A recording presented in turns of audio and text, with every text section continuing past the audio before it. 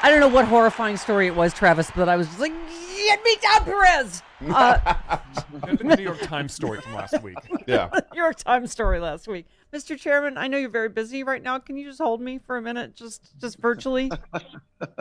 Absolutely. Well, Stephanie, I'll tell you. So I was handing out.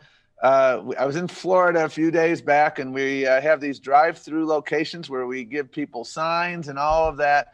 And I introduced myself to a woman. Hi, Tom Perez, chair of the National Party. She looks me in the eye, says, I know who you are. I listened to you on Stephanie Miller. So there you have it. That's the only vote that counts, sir. Yeah. Now, She made my day.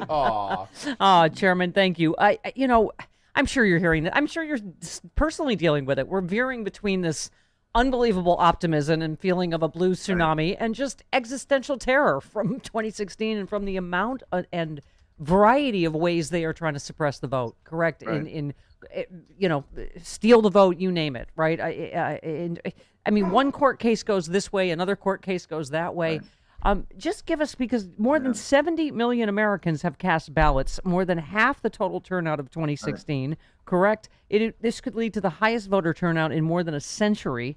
And so they're saying the predictions, right, are 150 million total could right. vote. So this is all good, right? Absolutely. And again, I understand the nervousness. I understand the PTSD from 2016. We were doing well. It seemed like the fundamentals were good, and we know what happened there.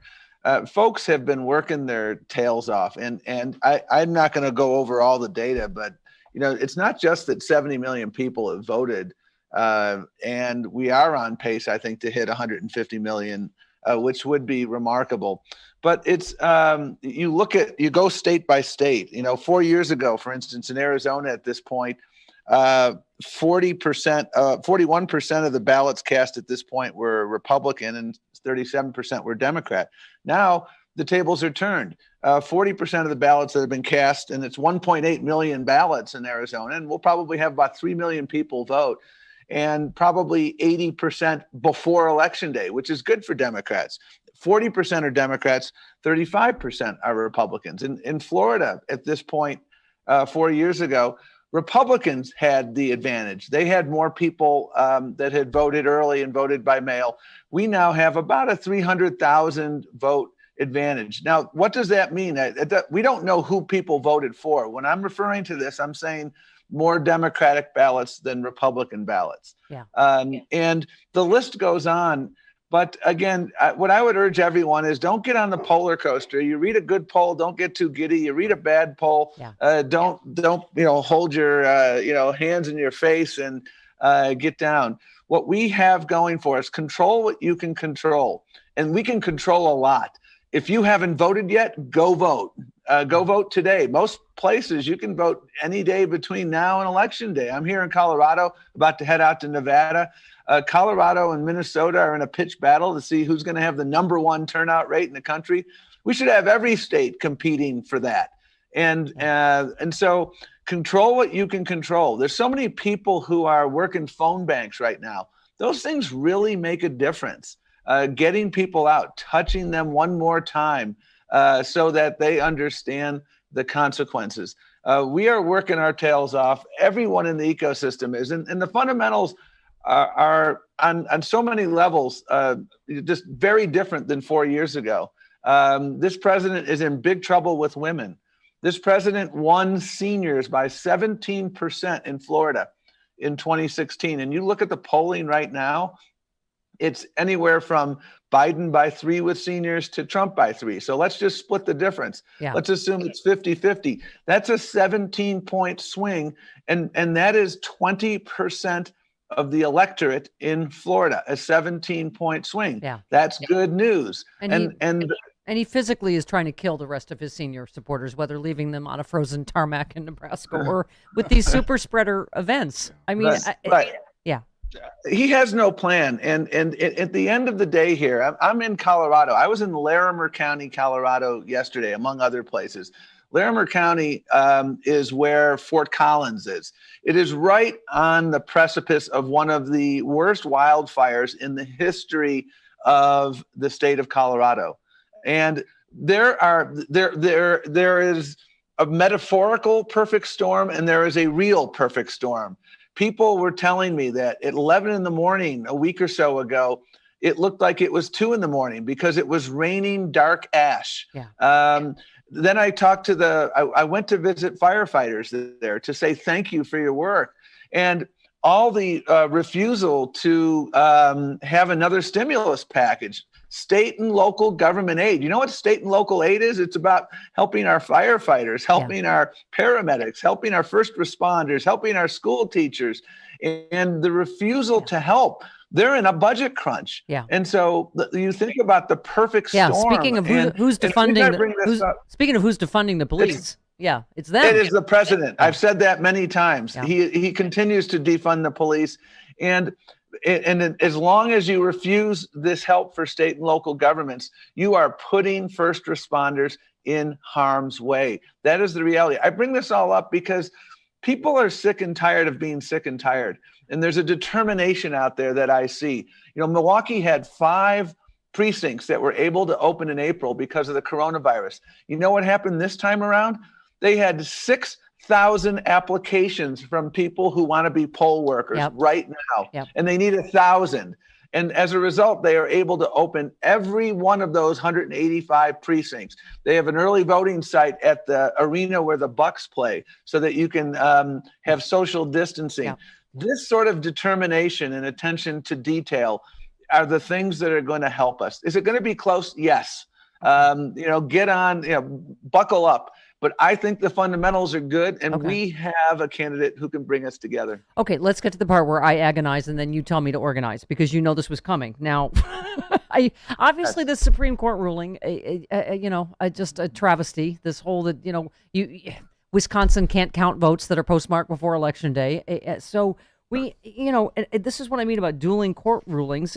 Thank God for Judge Emmett Sullivan. He just ruled United States Postal Service leadership received a sweeping set of orders from this federal judge yesterday, laying out ways the Postal Service must make sure the ballots are delivered quickly because of the ongoing election and absentee voting deadlines. So he told the Postal Service to inform its employees that late delivery trips are allowed and the delivery of ballots by state election deadlines is important. But Chairman, I assume you're like every other official I have heard that you would urge people at this point to vote in person or take it to a drop box, right? Exactly. I mean, we're here again. I'm about to leave Colorado for Nevada, and our message here in Colorado now is drop it off personally. There are multiple drop boxes in every county. And so just do that or early vote in person. There's so many states. Look at what's happening in Texas. The early vote, by this weekend, more people will have voted in Texas than in the 2016 election. Yeah. I'm heading to Texas in 2 days, and it is amazing. You must be so heartened at the young vote. I mean, and not just in Texas, but elsewhere. That is what we've been screaming about, right? Yeah. And I'm very heartened by that. And another thing that I'm heartened by is take a look at Florida as an example of this. Skeptics say, well, there's a lot of people early voting, but these are folks who would vote anyway. So there's really, we're not growing the pie. Well, actually, if you look at the early vote in Florida, just to use one example, it's not the only example. There are Democrats have a decided edge in voters who didn't vote in the last 2 cycles and have already voted early. Yeah. So we've made a concerted effort on the Biden team and the DNC to target these sporadic voters because these are our voters in many respects, and to get them out there. Yeah, Chairman, obviously, I'm just reading from this story about it. Democrats hold a significant advantage in early voting due to their embrace of mail-in voting, which Republicans have historically cast in large numbers but have shunned now because of Trump, because of these attacks at the system, right? And these unfounded conspiracies about fraud. Well, and he's hurting himself too. Well, yeah, but clearly, I think even from the Supreme Court and the Brett Kavanaugh, if you read his writing on this, they are going to try to disqualify as many mail-in ballots as they can because more Democrats have voted by mail. Are we prepared to fight that? They're obviously signaling they're going to go to the courts and trying to get mail-in ballots thrown out. Are we prepared for that? Yeah, absolutely is the short answer. We've never had we've assembled the most robust legal team on the Biden campaign and the DNC that has ever been assembled.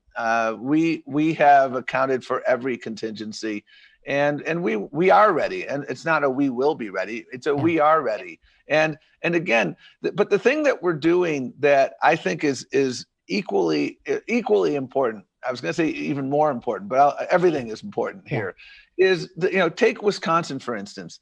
We saw this coming a while ago, and you look at Wisconsin right now, already over 1.3 or 1.4 million people have voted absentee.